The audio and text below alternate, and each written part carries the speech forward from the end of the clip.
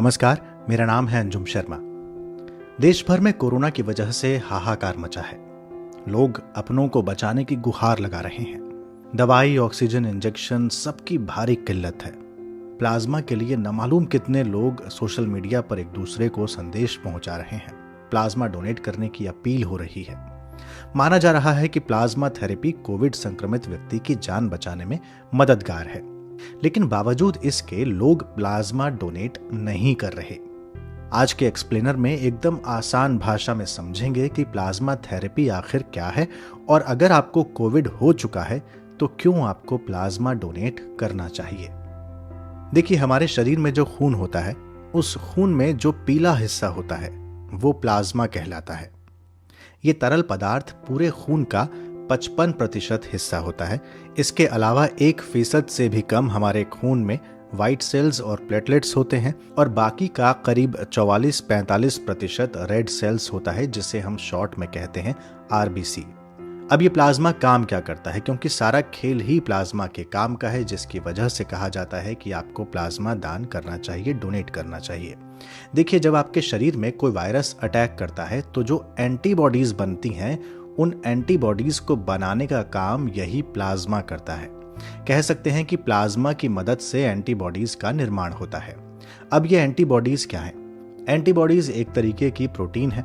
हमारे शरीर का प्रतिरोधक तंत्र यानी इम्यून सिस्टम जो होता है, जब उसे किसी बाहरी हस्तक्षेप का अंदेशा होता है, जैसे कि बैक्टीरिया, फंजाई या वायरस ही सही, तो जब इनमें से किसी का खतरा आपके इम्यून सिस्टम को देखता है तो बॉडी का ये इम्यून सिस्टम एंटीबॉडीज बनाना शुरू कर देता है ताकि आप इन सब से बच सकें, और ये काम प्लाज्मा की मदद से होता है।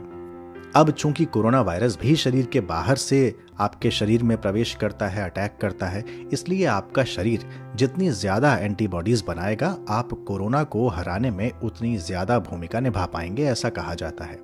यहाँ पर एक बात जो ध्यान रखने की है वो ये कि सबके शरीर का इम्यून सिस्टम अलग अलग होता है और सबके शरीर के मुताबिक होता है, और अगर आपका शरीर अपने मुताबिक एंटीबॉडीज बनाना शुरू कर देता है तो आप जल्दी ठीक हो सकते हैं। अब जब किसी कोविड-19 संक्रमित व्यक्ति का शरीर एंटीबॉडीज बनाकर वायरस को मात दे देता है तो लंबे वक्त तक आपकी एंटीबॉडीज आपके प्लाज्मा के साथ खून में मौजूद रहती हैं। प्लाज्मा थेरेपी यहीं से निकली है। अब होता क्या है, जब आप अपना प्लाज्मा दान करते हैं तो उसमें मौजूद एंटीबॉडीज को कोरोना वायरस से जो मरीज संक्रमित होता है उसके शरीर में डाला जाता है। शरीर में पहुंचते ही एंटीबॉडीज ठीक वैसे ही कोरोना वायरस को बेअसर कर देती हैं जैसे उसने पहले के मरीजों में किया है। क्यों? क्योंकि एंटीबॉडीज पहले से निर्मित हैं। इसलिए कहा जाता है कि अगर किसी व्यक्ति को कोरोना हुआ है तो वो अपना प्लाज्मा जरूर डोनेट करें ताकि आपकी एंटीबॉडीज किसी और के शरीर में पहुंचकर उसकी जान बचा सके। अब सवाल है कि प्लाज्मा डोनेट कब किया जा सकता है?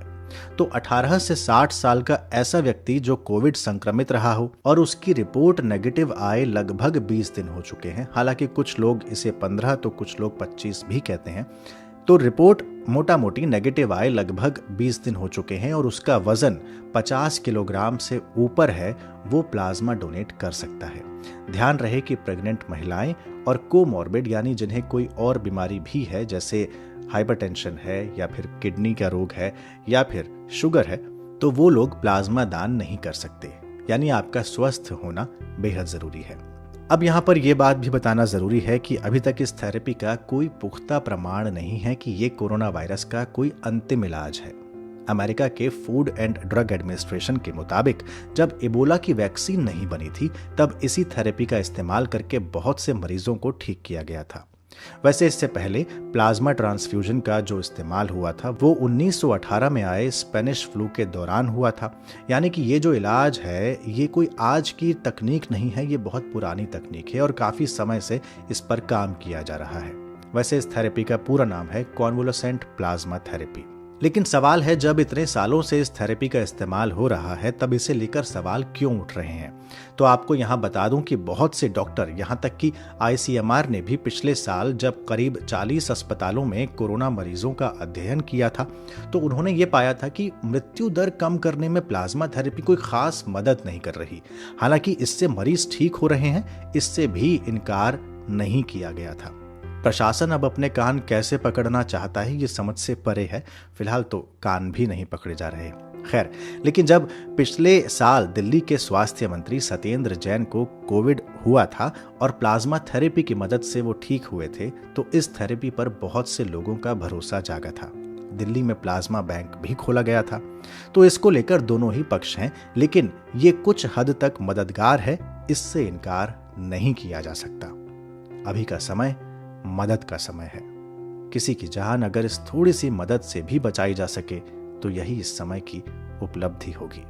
इसलिए अगर आप प्लाज्मा डोनेट कर सकते हैं तो जरूर करें। तो ये था आज का कोविड से जुड़ा एक्सप्लेनर। ऐसे और भी एक्सप्लेनर्स अगर आप देखना सुनना चाहते हैं तो चैनल सब्सक्राइब कर सकते हैं और नोटिफिकेशन बेल को ऑन रखना न भूलें। ख्याल रखें। शुक्रिया।